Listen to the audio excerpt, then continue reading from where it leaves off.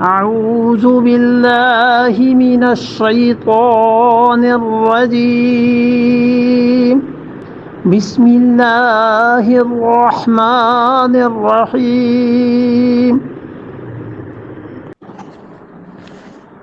ومن الإبل اثنين ومن البقر اثنين قل الذكرين حرم أم الأنثيين أما اشتملت عليه أرحم الأنثيين أم كنتم شهداء إذا وصاكم الله بهذا فمن أظلم ممن افترى على الله الكذب ليضل الناس بغير علم ان اللہ لا يهدي القوم الظالمین وَمِنَ الْإِبِلِ اثْنَيْنِ اور ہم نے پیدا کیے ہیں. دیکھا یہ وہی چیز ایک ہی چل رہی ہے اوپر سے کہ اللہ تعالیٰ نے فرمایا نا انشا جناتن، اللہ کی ذات ہے جس نے باغات کو پیدا کیا، اور پھر یہاں فرما دیا تھا کہ انشا لکم من الانعام، اور اللہ ہی کی ذات ہے جس نے ان جانوروں کو پیدا کیا ہے.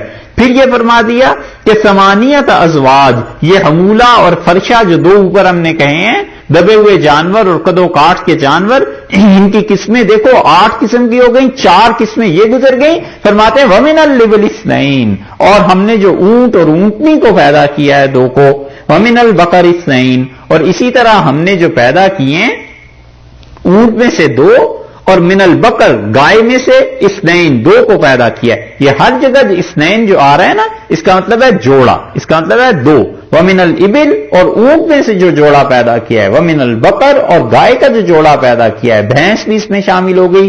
قل ذکرین حرما، اور ان سے پوچھئے کہ پوچھ تو ان سے کہ یہ دونوں نر اللہ نے حرام کیے ہیں، ام الانثیین، یہ ان دونوں ماداؤں کو اللہ نے حرام قرار دیا ہے. تو دونوں مادائیں کون سی ہو گئی؟ گائے اور اونٹنی. اور مذکر کون سے ہوئے؟ اونٹ اور بیل. یہ فرمایا اللہ نے فرمایا کہ ہم نے حرام کیے. ام مشتملت علیہ ارحام الانثیین، یہ پھر وہی فکرہ لے آئے ہیں جو پہلے آیا ہے، اور جو کچھ ان دونوں کے پیٹ میں ہے، یعنی اونٹنی کے پیٹ میں اور گائے کے پیٹ میں جو کچھ ہے جو چمٹا ہوا ہے، کیا ہم نے انہیں حرام قرار دیا ہے؟ ام کنتم شہداء، جب تمہارے پاس کوئی نقلی دلیل بھی نہیں، تمہارے پاس کوئی عقل کی بات بھی نہیں ہے، تو مجھے بتاؤ ام کنتم شہداء، کیا تم اپنی آنکھوں سے دیکھ رہے تھے؟ کیا تم اس وقت سامنے تھے؟ کیا تم اس وقت موجود تھے؟ اذ وصاکم اللہ بہذا، جب اللہ نے تمہیں یہ کہہ دیا تھا کہ جا کر اس طرح تقسیم کرنا اور یوں جانوروں کو حلال اور حرام کرنا، کیا تم اس وقت موجود تھے؟ دیکھا، تیسری بات آ گئی کہ عقل سے ثابت کرو، وہ نہیں کر سکے. نقل بتاؤ کسی نبی علیہ السلام نے کہا، وہ بھی نہیں. تو پھر ایک ہی بات رہ جاتی ہے، وہ یہ کہ میں نے کہیں وحی کر دی ہو اور تم وہاں پہ موجود ہو. اللہ نے فرمایا ام کنتم شہداء اذ وصاکم اللہ بہذا، یہ تحریم اور تحلیل، یہ حرام اور حلال، کیا تم اس وقت موجود تھے؟ تمہارے سامنے اللہ نے یہ کہہ دیا تھا، تم اپنی آنکھوں سے دیکھ رہے تھے، تم گواہی دیتے ہو اس بات کی، تمہارے سامنے یہ کام ہوا ہے. جب یہ بھی نہیں ہے، گواہی بھی نہیں ہے، کسی نے کہا بھی نہیں، کوئی معتبر ذریعہ بھی نہیں، عقل میں بھی نہیں آتا، جب یہ سارے کام کوئی دلیل سے تم ثابت نہیں کر سکتے، فمن اظلم ممن افترى علی اللہ کذبا، سو اس سے بڑا ظالم کون ہے پھر جو اللہ پر جھوٹ باندھتا ہے. اس سے بھی بڑا کوئی ظالم ہے جو اللہ پر جھوٹ باندھتا ہے، لیضل الناس، تاکہ لوگوں کو گمراہ کرے، لوگوں کو بہکائے، بغیر علم، بغیر تحقیق کے، بغیر علم کے لوگوں کو گمراہ کرتا ہے. اس سے بڑا ظالم کون؟ یعنی یہ علم حاصل کیے بغیر کہ اللہ نے اسے حرام کہا دیا یا نہیں کہا.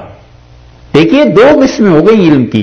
ایک تو یہ کہ کوئی جاہل آدمی مراد ہو تو بڑا ہی جاہل ہے، اور ایک یہ کہ اسے اور چیزوں کا تو علم ہے لیکن خاص اس معاملے میں جاہل ہے. یہاں پر وہ مراد ہے کہ خاص اس معاملے میں اسے پتہ ہی نہیں ہے کہ اللہ نے کیا کہا ہے اور کیا نہیں کہا، اس کے پاس کوئی دلیل ہی نہیں ہے، عقل کی بات نہیں کرتا. مذکر اور مؤنث کو حرام اور حلال ہونے میں کیا آخر دخل ہے؟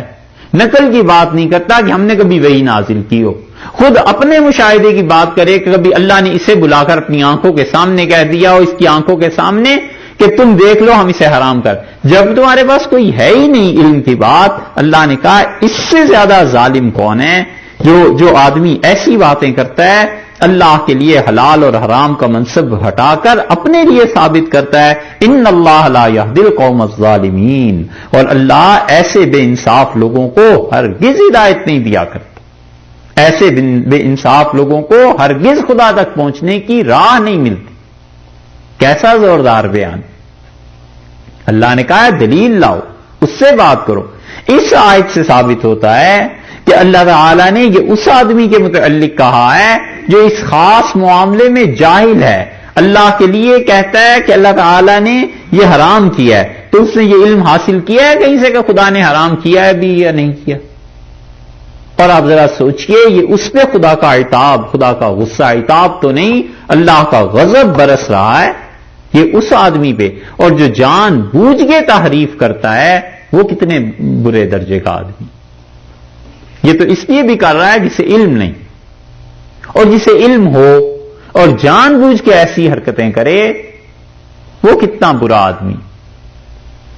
اس لیے سچ پوچھو تو بڑے شاید فائدے میں وہ بھی لوگ رہے جنہوں نے پڑھا لکھا زیادہ نہیں تھا، بس چپ کر کے زندگی بسر کی، جو کچھ رسول اللہ صلی اللہ علیہ وسلم نے اور انبیاء علیہ السلام نے بتایا چپ کر کے اس پہ عمل کیا اور دنیا سے چلے۔ یہ علم جتنا گمراہ کرتا ہے انسان کو، اور خدا کا عذاب اور خدا کی غضب جتنا اس پہ نازل ہوتا ہے کسی چیز پہ نازل نہیں ہوتا۔ علم ہو اور جان بوجھ کے خدا کی نافرمانی، اور علم ہو اور جان بوجھ کے لوگوں کو غلط فتوے دے، اللہ نے کہا لِيُضِلَّ النَّاسَ، یہ اس لیے تاکہ لوگوں کو بہکائیں یہ جانوروں کے حلال اور حرام ہونے کے مسائل، تاکہ ان کے پیٹ پورے ہوں۔ یہ پروہت اور یہ پجاری اور یہ برہمن اور یہ جو اولیاء اللہ کے مزارات پر بیٹھ کے اپنی آنکھوں سے شرک اور کفر کی رسومات دیکھتے ہیں، اور حرام ہے جو ان کے چہرے پر شکن تک آتی ہے اور کبھی منع کرتے ہو کسی کو کہ یہ کام نہ کرو، یہ سارے لوگ اللہ نے فرمایا ہے ایسے ظالموں کو خدا ہدایت نہیں دیتا۔